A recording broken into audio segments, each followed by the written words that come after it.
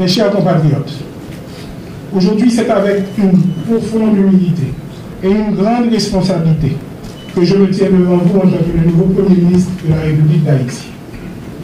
En ce moment crucial de notre histoire de peuple, alors que nous traversons une crise sanitaire, humanitaire et de gouvernance sans précédent, je ressens le poids de la tâche.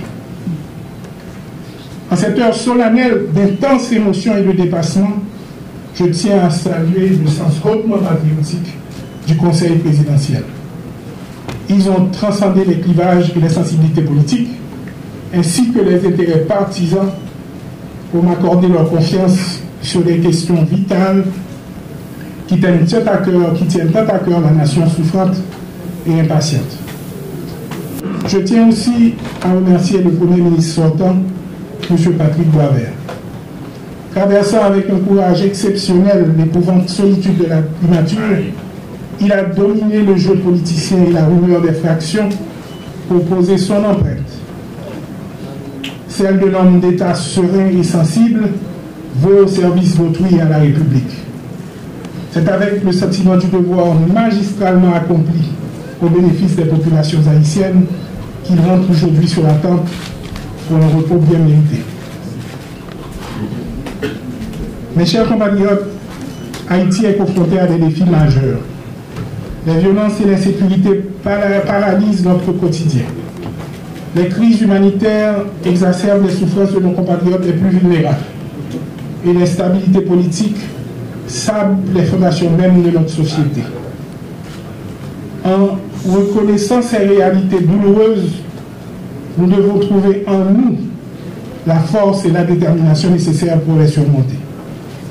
Comme le disait le philosophe grec Héraclite, le caractère de l'homme est son destin.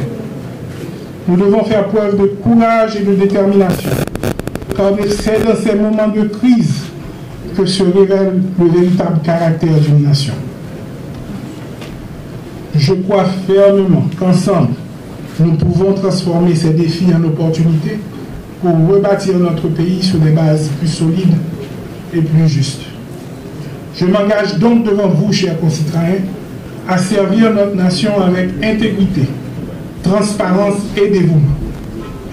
Mon gouvernement travaillera sans relâche pour améliorer les conditions de vie de chaque Haïtien et de chaque Haïtienne, pour bâtir un avenir plus sûr et plus prospère, et pour rétablir la dignité de notre peuple.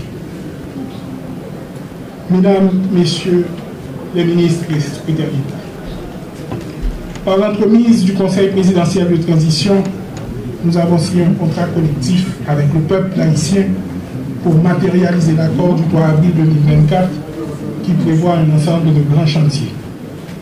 La sécurité publique et nationale, le redressement économique, la réhabilitation des infrastructures, la sécurité alimentaire et sanitaire, la conférence nationale et la question constitutionnelle, l'état de droit et la justice, ainsi que les élections pour le renouvellement du personnel politique.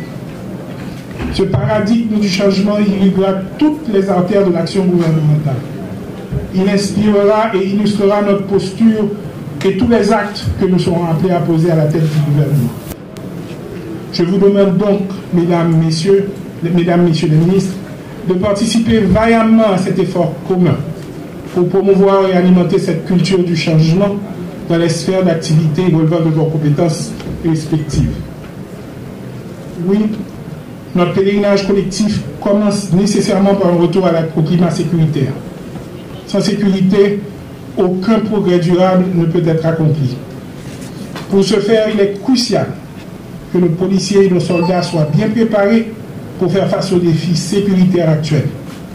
Et nous veillons à ce qu'ils disposent d'outils nécessaires pour accomplir leur mission avec efficacité et professionnalisme. Pour assurer la pérennité de nos démarches en vue de sécuriser notre nation, nos institutions étatiques doivent être assainies et renforcées. Nous entreprenons donc les réformes transitionnelles nécessaires pour garantir leur efficacité et leur intégrité. La lutte contre la corruption sera une priorité absolue de notre gouvernement. Nous devons rétablir la confiance du peuple haïtien dans ses dirigeants et ses institutions. Cela implique une transparence totale dans la gestion des affaires publiques et une tolérance zéro envers la corruption. Nous instaurons des mécanismes de transparence et de responsabilité dans toutes les sphères de l'administration publique. Des audits réguliers seront réalisés pour garantir la bonne gestion des ressources publiques.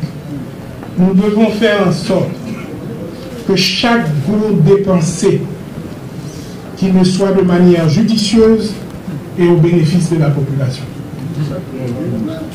Parallèlement, nous favoriserons le dialogue inclusif entre toutes les parties prenantes de la société haïtienne. Nous devons travailler ensemble, écouter les préoccupations de chacun et trouver des solutions communes pour notre avenir. Nous lancerons des initiatives pour renforcer la cohésion sociale et promouvoir la paix. Il est essentiel de restaurer la confiance et la solidarité entre les citoyens pour construire une nation unie et résiliente. Ce dialogue et cette concertation débouchera obligatoirement sur la mise en place d'un conseil électoral provisoire comme élément essentiel pour garantir des élections libres, transparentes et inclusives. Ce sont des pas cruciaux vers la restauration de notre démocratie. Nous veillerons à ce que ce conseil soit composé de personnalités intègres, crédibles, compétentes et non partisanes, capables d'organiser des élections qui reflètent véritablement la volonté du peuple haïtien. Les élections à venir doivent marquer un nouveau départ pour notre pays. Au grand chantier sécuritaire et politique devra certainement s'ajouter la relance de notre économie. Elle est indispensable pour offrir à notre peuple les opportunités qu'il mérite. Nous mettons en place des politiques économiques visant à créer des emplois, attirer des investissements et soutenir les petites et moyennes entreprises.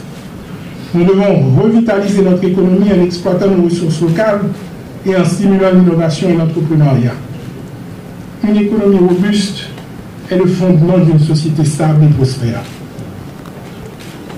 Chaque citoyen doit avoir accès aux services essentiels pour une vie digne et productive.